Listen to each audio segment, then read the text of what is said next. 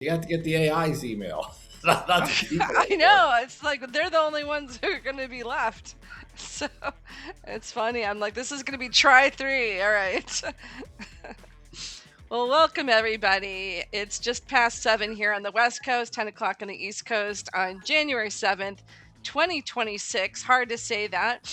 And we've got Robert, Charlie, Nadine. You know the characters. I don't even need to give you the last names here.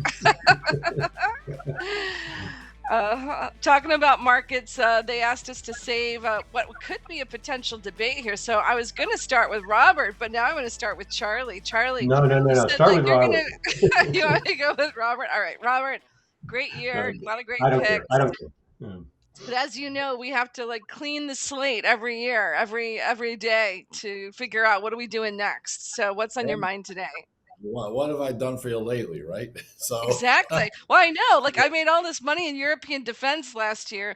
I trimmed it.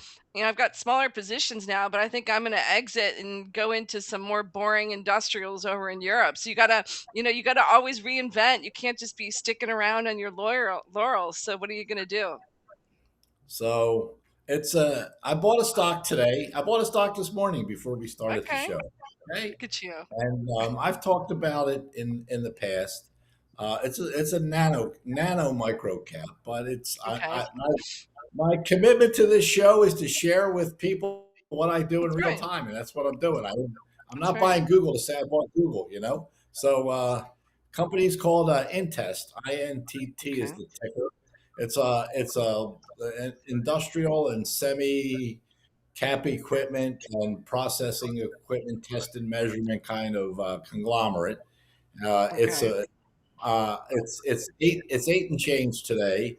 My position has been established in the last couple months at around $7.17. Okay. I've traded this very well in the past. About 5 years ago, I bought a large position at six and change, and I sold it between 16 and 25. What do these So guys do? they make test and measurement equipment for the semiconductor business and the automotive Okay. business. Okay. Electronic test and measurement equipment, and So the what's the semiconductor. thesis? So the thesis is there's two really different kinds of semiconductors. There's analog, mixed signal, power, industrial in one group in one bucket, and then there's another bucket that has all that's a crappy bucket right now. The other bucket is logic, which is processing units, and memory like DRAM and Uh-huh. NAND flash.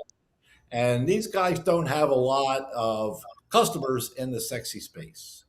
Uh, Okay. however, however, they've had a huge down cycle in the space they're in, and it's been about a 2 year down cycle. And these guys made over a buck 20 a couple years, about 3 years ago. And if assuming that the down cycle is over after 2 years, and you look towards this year and next year, I really think they Mm-hmm. can make over $1 a share. If not, this year, at least on a run rate basis, exit the year at $1, and maybe next year do a buck and a quarter. So Okay. 20p on that is a triple in the stock back to Yeah. where I Right. sold it. I sold it a couple of years ago. So What's the it's down. ticker again? INTT, and the Okay. name Let's take a look at it. is Intest, one word. Oh yeah, Small I know them. Sorry, I do know them. Yeah. small Small. IN, Yeah. capital TEST, and it's based Yeah. here in Jersey. I know the management team. I think Yeah. they're solid. There's net Yeah. cash on the balance sheet. There's Okay. no debt. So the Yeah. balance sheet is in excellent shape, and they're Yeah. just waiting. What the CEO has talked about publicly is his upper level funnel of proposals, because these guys do a lot of semi custom engineered products, is at the highest level ever by a lot, not just like 5 or 10%. So capital investment has to happen in the semiconductor space and in the automotive space for And them it's to just stay. here in the US or globally? Do they have global customers? Oh no, their customers are very global Okay. because they service the semiconductor business, and that's a Right. global business, you know. Yeah. But I think there are signs that in a year, the business will have Okay. recovered strongly, and they'll be, back to the mid-teens if they're making a Mm, dollar run rate. Now they have two or three competitors, and all of those stocks have doubled off the bottom. And these guys okay. are $2 from the bottom. The bottom was six and change. The stock's eight and Okay. change. Please. They Yeah. have a lot of catch up side, and they're only about 0.75 times EV to sales. And we're in a 3.25 EV to sales market. I have not pitched a stock at under one time sales that didn't work, including Okay. including twos that worked and then unfortunately lost their workings, which would have been Mm, Ceragon and Select Water. So you have mm, very limited downside from a valuation for the business, and we're just waiting for the cycle to turn on. The company's peers have been the stock prices have been discounting the recovery, whereas these guys, because they're sort of obscure, they've lagged. yeah. Okay. Well, it sounds interesting here. Let's see. When do you think? Like, what are we looking for to know if the thesis is working or not? Like, how long do you have to wait for this thing? Well, they report the December quarter, right, in a month and change, a Yeah. couple 6 weeks. So there should be an outlook for 2026. The street Mm-hmm. numbers, I'm way above the street numbers, Yeah. and I don't mean 20 or 30%, but 5 to 10%. I'd be on the sales, and if they get 5 to 10% better sales than the street estimate, Okay. they would leverage that, and they would be able to hit to have a financial target So for it's soon. people. So it's soon. You're saying it's soon here that I would, you're not I would, waiting like 9 months. I mean, I've been out of this for a year and a half, waiting to get back in. And you guys know I don't like to do turnarounds because they take a lot longer than everybody thinks. Yeah. Okay, so I'm not a fan of just buying something because in 3 years it should double or triple. Yeah. Yeah. But Yeah. I'm only buying this from nothing to, a few percent position long in my portfolio because I'm not, I'm buying this now because I believe the visibility to the Better. turnaround will in the next 2 to 3 quarters. If not the, Okay. if not the outlook for 2026. Okay. All right. Fair place here. Well, thank you for that, Charlie. What are you looking at? I'm looking at Jeffries. They report earnings tonight after the close, symbol JEF. And the reason that they're important is because they give you some sort of insight into the capital markets momentum that the big banks will start reporting next week. So big bank earnings start next Tuesday with JP Morgan. But tonight we Yeah. get sort of a preview of what's going on in trading and investment banking um, when Jeffries reports. So Yeah. if you think about it, banks have two major buckets of revenue. There's top line revenue, is what we call net interest income or spread income. Um, Yeah. there's fee income, and the primary driver of fee income for the big banks are capital markets, things like trading and investment banking and wealth management. Yeah. And Jeff is going to give us a clue as to how strong those are and give us some insights as to what the pipeline looks like going forward. So, Jen, if you can put up the first table. And those, just so people know, I mean, because you haven't mentioned it yet, why they've been hit this year. So maybe explain that, right? Yeah. So Jefferies has an asset management arm that was involved in First Brands, and they had an outsized exposure to First Brands when it went bankrupt. And so Yeah. there have been questions about, is there a conflict of interest between their underwriting group and the asset management operation? Right. Why did they have such a big outsized, position and exposure? Right. We addressed that in October by saying we don't expect it to have a major financial impact on our results, but it could have a reputational impact, and that's the Yes. second thing we're going to want to watch, unique to Jeffries, as to Yeah. whether it had a reputational impact on their asset management operation. But that's unique to Jeffries, and so I was just really talking about the things I that Jeffries is going to I highlight bet, today. but you're talking about Jeffrey, so I got to bring it Yeah, up. Got to bring it up. no, it's a good question. Because there are issues around, uncertainties around credit. I think the commentary we're going to get next week from the big banks is that credit's not an issue, but there are issues, and Jeffries was one of the people that got caught with First Brands. So it's a good question. But Jen, can you put up the first table? All right, so this is the fourth quarter expectations for Jeffries. The thing to keep in mind here is Jeffries is on a fourth quarter that starts with September, October, and ends with November. So it does not have December in it. Whereas next week, the big banks will report October, November, and December quarters. And the importance there is September was a very strong quarter, and October and November were affected by the government shutdown. So you couldn't get IPOs approved, or the FTC was shut down, so you couldn't get M&A approved. But December was a return to normalcy, but it had the holidays. So if you think about it, September was a very strong seasonal quarter Right. month, I should say. December is probably a weak seasonal month because of the holidays. So Jeffries is going to give you sort of like the ceiling of what you could expect from the big banks, if that makes Yeah. sense.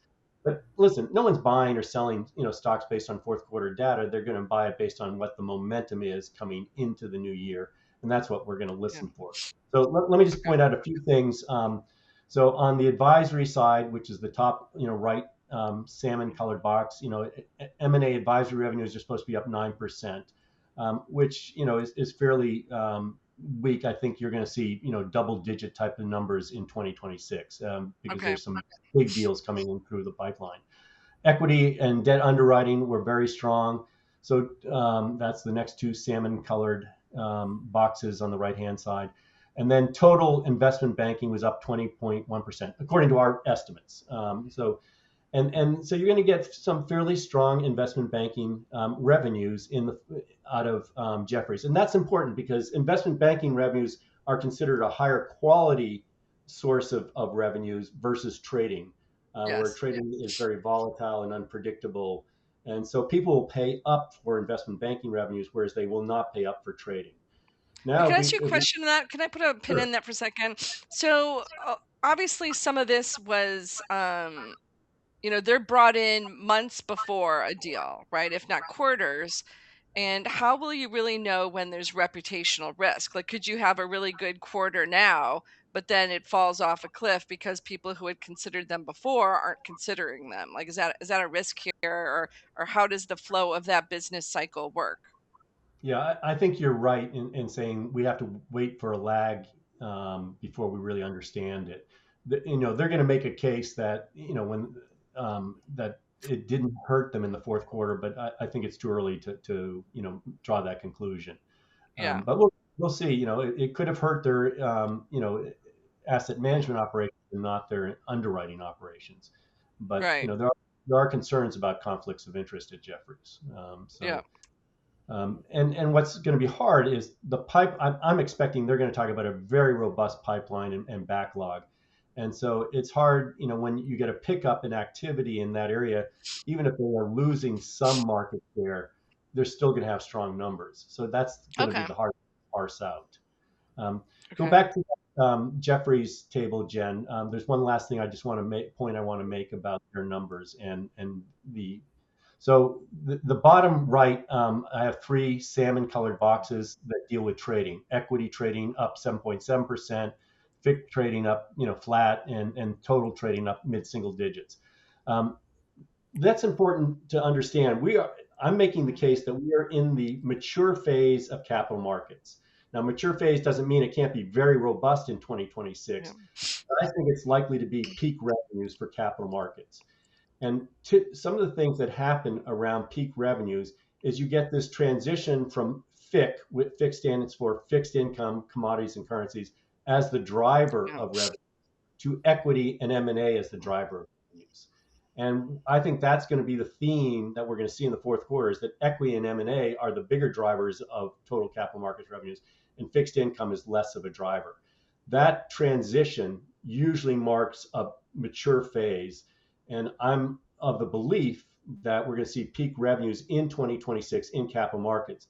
So the question becomes, what do you want to pay for that? And as a value player, I'm not willing to pay much for that. Momentum players Okay. will play it right through, the peak reported revenues. And the revenues in the first quarter of 26 from capital markets are likely to be very, very strong, given that the fourth quarter was delayed on the underwriting side and M&A side by the government shutdown. So all those deals that got delayed are going to get pushed into the first quarter. So I think we're going to have an incredibly robust first quarter. So let's talk about how some of these Jeffrey numbers and how it's going to impact the big banks. Let's go to the next table. Um, so these are my fourth quarter expectations for the big banks: Goldman Sachs, Morgan Stanley, J.P. Morgan, Bank of Citi. And total capital markets revenues on a year-over-year basis should be up high single digits. That's that top table. Um, the middle table shows trading revenues up roughly mid-single digits. And again, it'll be more equity related trading than FIC related trading. And then the bottom table will show double digit type of revenue growth.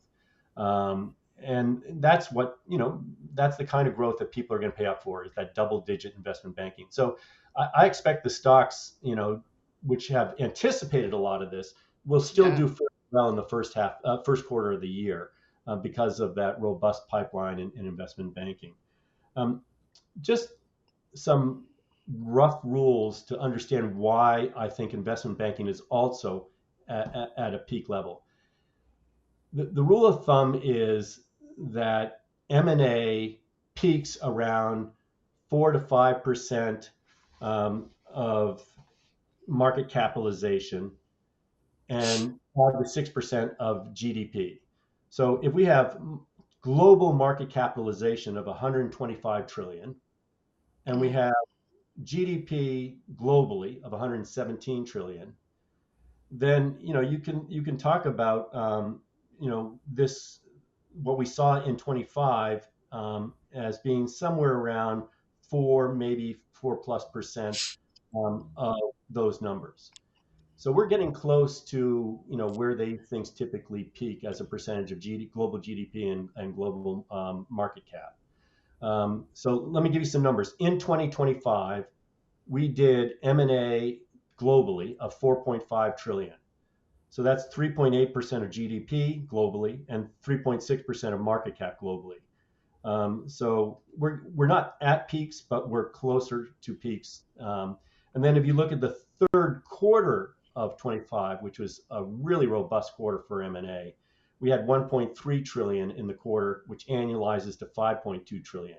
So 5.2 trillion now gets you to 4.4% of GDP and 4.2% of market cap. So we're getting closer to what are typically peak levels.